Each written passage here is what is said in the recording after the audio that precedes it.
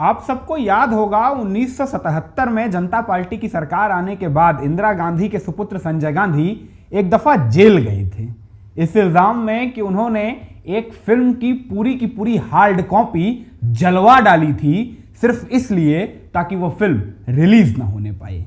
आपकी जानकारी के लिए बता दूं, वो फिल्म राज बब्बर की बॉलीवुड में डेब्यू फिल्म थी, अमृत नाहटा के द्वारा निर्देशित किस्सा कुर्सी का। मगर चूंकि संजय गांधी ने उस फिल्म की हार्ड कॉपी पहले ही जलवा दी थी, लिहाजा उस फिल्म में राज बब्बर के किरदार को किसी ने नोटिस नहीं किया और उन्हें अपनी असल पहचान के लिए B.R. चोपड़ा द्वारा निर्देशित इंसाफ के तराजू तलक का इंतजार करना पड़ा। मगर यह पहली दफा नहीं था जब राज बब्बर के जीवन पर राजनीति ने अपना गहरा असर छोड़ा हो। राज बब्बर और राजनीति का याराना बचपने वाला था।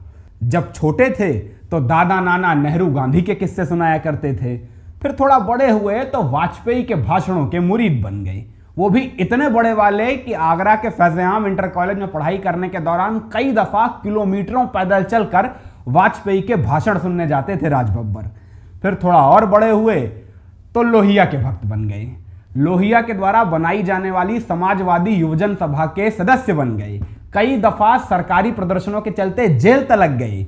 यहां तलक कि आगरा कॉलेज में बीए की पढ़ाई करने के दौरान राज बब्बर ने छात्र संघ का चुनाव लड़ा और चुनाव जीते भी।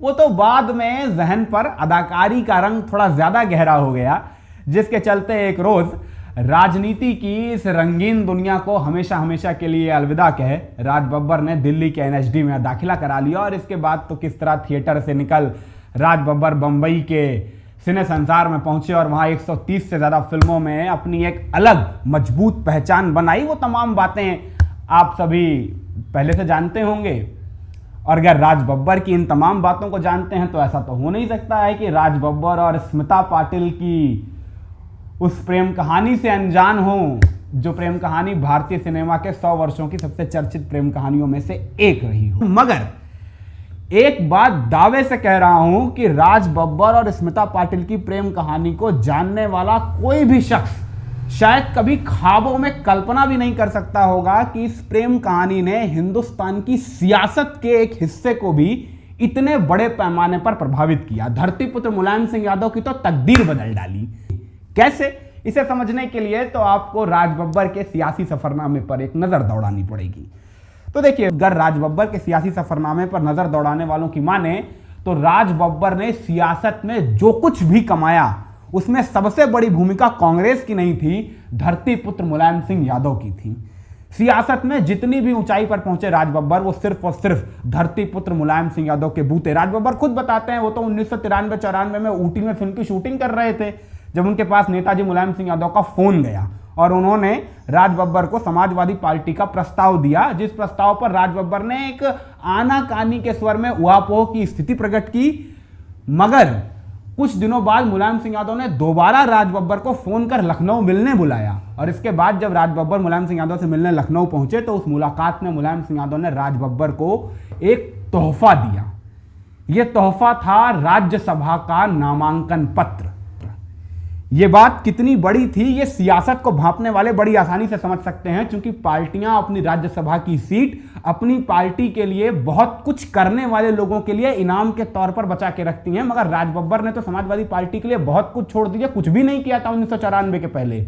मगर फिर भी मुलायम सिंह यादव ने उन्हें राज्यसभा की सीट दी, सिर्फ और सिर्फ स्मिता पाटिल की वजह से।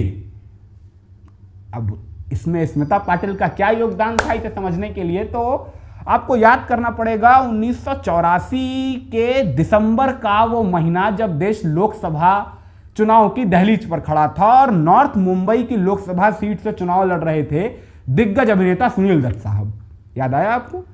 अब चूंकि सुनील दत्त साहब थे तो अभिनेता, जमीनी सियासत से कोई ताल्लुक था नहीं, इसीलिए उस सीट पर चेहरा सुनील दत्त साहब का था। मगर पीछे से सुनील दत्त साहब का समूचा इलेक्शन मैनेज कर रहे थे महाराष्ट्र के कांग्रेस के दिग्गज हैवीवेट शिवराज पाटिल, जो स्मिता पाटिल के पिताजी थे।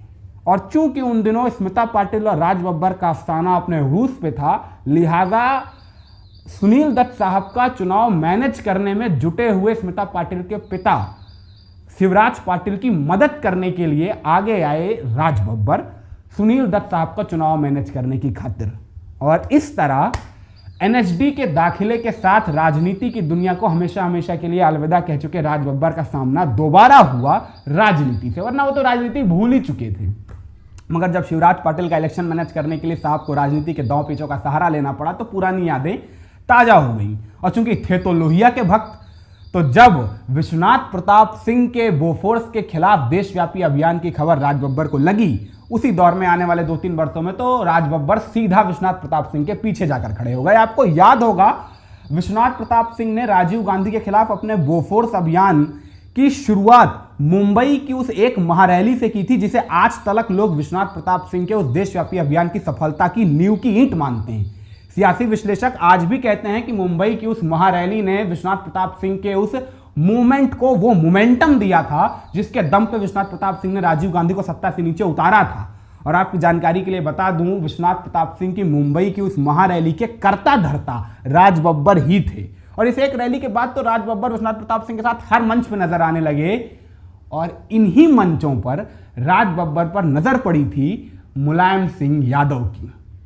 जाहिराना तौर से शुरुआत जान पहचान से हुई, मगर जब जान पहचान के दौरान यह मालूम चला कि राज बब्बर साहब यहीं मुलायम सिंह यादव के गांव के बगल टुंडला के रहने वाले हैं और आगरा में उनकी पढ़ाई लिखाई हुई है, तो जाहिराना तौर से वो जान पहचान प्रगाढ़ संबंधों में तब्दील हो गई। और फिर आगे चलकर इन्हीं प्रगाढ़ संबंधों के चलते किस कदर मुलायम सिंह यादव ने राज बब्बर को वो राज्यसभा की सीट दी, जो उनके सियासी सफरनामे का वो प्रवेश द्वार बनी, जिसके बिना शायद राज बब्बर हिंदुस्तान की सियासत में वो मुकाम हासिल कर ही नहीं सकते थे जिस मुकाम पर वो आज खड़े हुए पाए जाते हैं। और एक दफा ये भी सोच लीजिए कि राज बब्बर को मुलायम सिंह यादव ने जो सीट दी वो कभी देते ही ना, अगर उनकी राज बब्बर पे नजर ना पड़ती विश्वनाथ प्रताप सिंह के मंचों पर भाषण देते हुए। और राज बब्बर विश्वनाथ प्रताप सिंह के मंचों पर भाषण कभी देते ही ना, अगर वो शिवराज पाटिल के चलते सियासत से दोबारा रूबरू ना होते एनएसडी के जमाने में दाखिला लेने के बाद। वो तो राजनीति को भूल ही चुके थे। इसीलिए मैं कहता हूं कि अगर स्मिता पाटिल उनकी जिंदगी में ना आई होती तो शायद सियासत राज बब्बर की जिंदगी में दोबारा लौटती ना।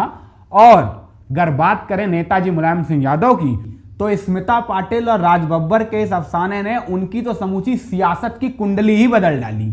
वो नेताजी मुलायम सिंह यादव जो धरती पुत्र कहे जाते थे, जमीन की राजनीति करना ही जिनकी आदत में शुमार था, उन धरती पुत्र मुलायम सिंह यादव को राज बब्बर के पार्टी में आने के बाद सिनेमाई सितारों की चकाचौंध की जो लत लगी वो किसी से छुपी नहीं है। क्योंकि 1993-94 में राज बब्बर को पार्टी में लाने के बाद ही मुलायम सिंह यादव ने एक तरह की मुहिम शुरू की समाजवादी पार्टी में बंबई के सिनेमाई सितारों को उतारने की, जिस मुहिम के तहत ही आपने जया बच्चन, जया प्रदा, संजय दत्त सरीखे बड़े बड़े सिनेमाई कलाकारों को समाजवादी पार्टी के मंचों से अपनी चमक बिखेरते देखा।